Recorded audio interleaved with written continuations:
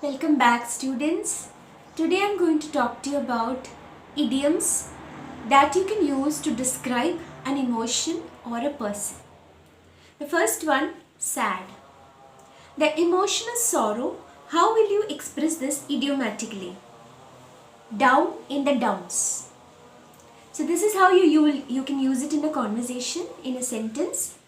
I was feeling down in the dumps when I heard that news. Okay, so down in the dumps is an idiomatic expression to show intense sorrow. Maybe coming to mild sorrow, you can say feel blue. For some reason, I was feeling blue today. So feel blue is of lesser intensity than down in the dumps.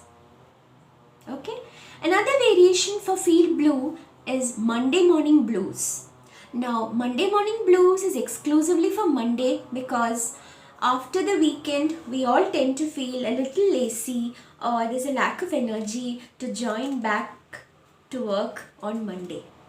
For you as a student, join back to the institute or the college, there could be a slight lack of motivation, so that is Monday morning blue, and that is exclusively for Monday. Okay, so the next emotion is anger. Okay, now one is blood boil. Seeing this kind of injustice made my blood boil. It shows intense anger.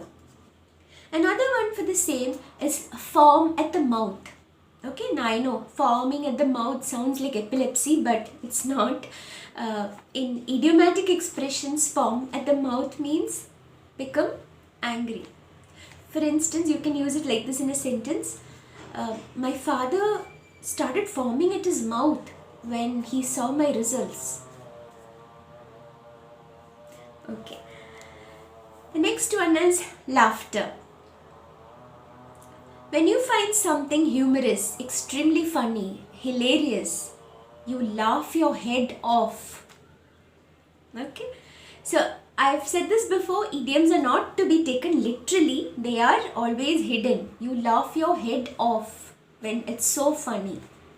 Another one to show a lot of laughter is to be in stitches.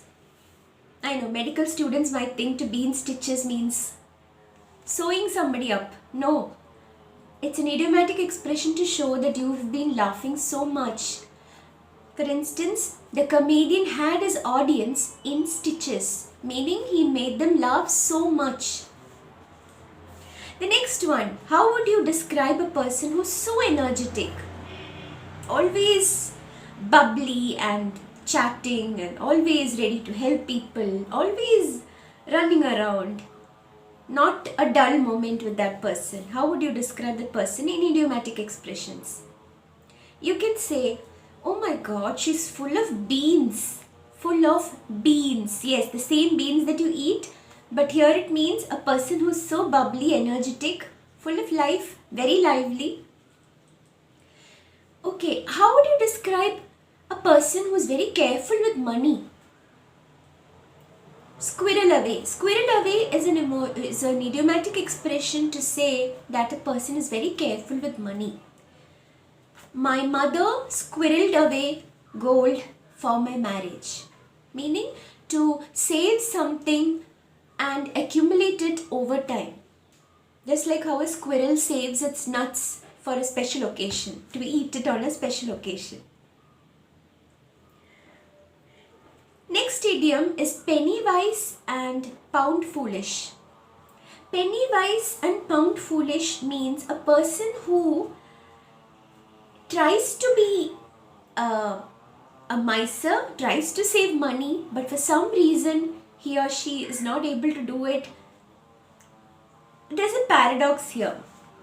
For example, a person who goes to various places in search of a discount is Pennywise and pound foolish.